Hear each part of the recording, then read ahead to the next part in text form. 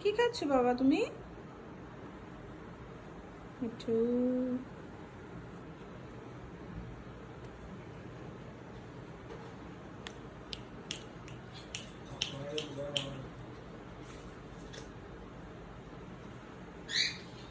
আমি বুঝি না টাইমার দেওয়ার কি আছে এখানে, কিছু বুঝি না।